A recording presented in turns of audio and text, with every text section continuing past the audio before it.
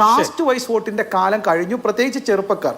അതുപോലെ തന്നെ ഈ കോൺസ്റ്റിറ്റ്യൂഷനിൽ സ്ത്രീകളും കഴിഞ്ഞു. ശ്രീ PR ശിവശങ്കർ, ഹിന്ദി ഹൃദയ ഭൂമിയിൽ BJPക്ക് ഇതുവരെയും ഒരു മുഖ്യമന്ത്രി ഇല്ലാത്ത സംസ്ഥാനം ബീഹാറാണ്. ഇത്തവണയും ഉണ്ടാകും എന്ന് തോന്നുന്നില്ല. കാരണം നിതീഷിന്റെ പോപ്പുലാരിറ്റിയിലാണ് NDA തെരഞ്ഞെടുപ്പിനെ നേരിട്ടത്. കഴിഞ്ഞ തെരഞ്ഞെടുപ്പിൽ BJP ആണ് NDAയിൽ ബെറ്റർ പെർഫോമർ ആയത്.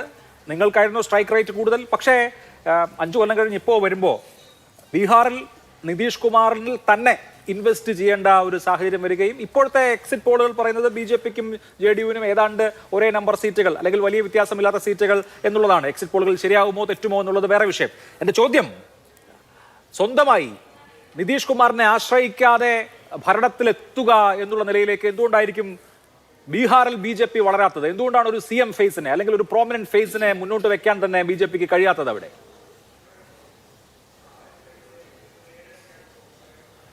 നോക്കൂ അഭിലാഷ്, ഇത് ഒരു സംസ്ഥാനത്തെ തിരഞ്ഞെടുപ്പിൽ ഞങ്ങളുടെ ഒരു ദീർഘകാലമായി പല സഖ്യകക്ഷിയായിട്ടുള്ള JDUവിനെ അല്ലെങ്കിൽ അവരുടെ മുഖ്യമന്ത്രി സ്ഥാനാർത്ഥിയെ ഇപ്പോൾ അവിശ്വസിക്കേണ്ട കാര്യമില്ല. He's a tall leader.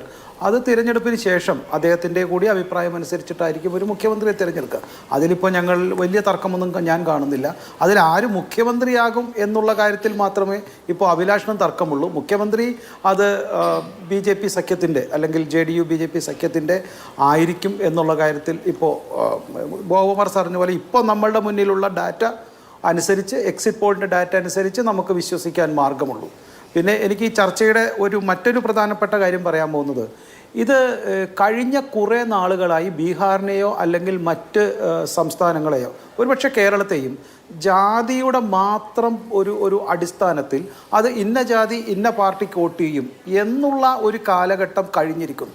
ഒരുപക്ഷെ കേരളത്തിൽ ഒരു പിന്നോക്ക വിഭാഗക്കാർ കമ്മ്യൂണിസ്റ്റ് പാർട്ടിക്ക് മാത്രം വോട്ട് ചെയ്തിരുന്ന കാലത്തിൽ നിന്ന് കേരളവും മാറിയിരിക്കുന്നു, ബീഹാറും മാറിയിരിക്കുന്നു, UP യും മാറിയിരിക്കുന്നു.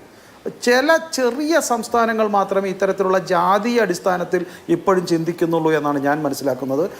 ഇവിടെ ഏറ്റവും പ്രധാനപ്പെട്ടതായിട്ടുള്ളത്, ഇവിടെ നേരത്തെ ചർച്ച ചെയ്തതുപോലെ ഒരു വുമൺ സെൻട്രിക് പൊളിറ്റിക്സ് അത് ഇന്ത്യയിൽ എല്ലായിടത്തും, ബീഹാറിൽ മാത്രമല്ല ഇന്ത്യയിൽ എല്ലായിടത്തും വന്നിരിക്കുന്നു. നമ്മുടെ ഈ ചർച്ചയിൽ എടുക്കാത്ത ഒരു പ്രധാനപ്പെട്ട കാര്യം, ഏതാണ്ട് 50% റിസർവേഷൻ ഫോർ വുമൺ. അത് കാസ്റ്റ് പൊളിറ്റിക്സിൽ നിന്നും ടോട്ടലി വേർപെട്ടുകൊണ്ട് വിമൻസിന് 50%, അതെ, ഈ പറയുന്ന സ്റ്റേറ്റ് ഗവൺമെൻറ്റിലും അതുപോലെ തന്നെ 33% ട്രാൻസ്പോർട്ടിലുമടക്കം ലോക്കൽ ഗവൺമെൻറ് പോസ്റ്റിങ്ങിലുമടക്കം 50% റിസർവേഷൻ വുമൺസിലെന്ന് പറയുമ്പോൾ സ്ത്രീകൾക്ക് കൂടുതൽ ജോലി ലഭിക്കുകയും അതുകൊണ്ട് തന്നെ കുടുംബം കുറച്ചുകൂടി ആരോഗ്യപരമായ സാമ്പത്തിക സ്ഥിതിയിലേക്ക് വളരുകയും ചെയ്തു എന്നുള്ളത് ബീഹാറിലെ ഒരു തുടക്കമായിരിക്കാം. പക്ഷേ അവർ വളരെ ആവേശത്തോടെ സ്ത്രീകൾ ഏറ്റെടുത്തിരിക്കുന്നു. അവർക്ക് സിസ്റ്റം അല്ലെങ്കിൽ ഒരു സ്റ്റേറ്റ് ഗവൺമെൻറ് ഇപ്പോൾ പുതിയതായിട്ട് മുന്നോട്ട് വയ്ക്കുന്ന പോളിസിയുടെ അടിസ്ഥാനത്തിലാണ് അടുത്ത തെരഞ്ഞെടുപ്പിനെ നേരിടുന്നത്. അതിപ്പോൾ കേരളത്തിലും കമ്മ്യൂണിസ്റ്റ് പാർട്ടി അവതരിപ്പിച്ച് വിജയിക്കുന്ന ഒരു സിസ്റ്റമാണ്. എന്തൊക്കെ പോളിസിയാണ് ഒരു സംസ്ഥാനത്ത് ഭരണത്തിൽ വരുമ്പോൾ അത് പ്രാക്ടിക്കലായിട്ടുള്ള പോളിസി, ആ പോളിസി ആയിരിക്കും ഒരു സംസ്ഥാനത്തെ തിരഞ്ഞെടുപ്പിൽ ജനങ്ങൾ നിശ്ചയിക്കുന്നത്. കാസ്റ്റ് വൈസ് വോട്ടിൻ്റെ കാലം കഴിഞ്ഞു, പ്രത്യേകിച്ച് ചെറുപ്പക്കാർ. അതുപോലെ തന്നെ ഈ കോൺസ്റ്റിറ്റ്യൂഷനിൽ സ്ത്രീകളും കഴിഞ്ഞത്. ഒരു കാര്യം കൂടെ പറയാൻ ആഗ്രഹിക്കുന്നു.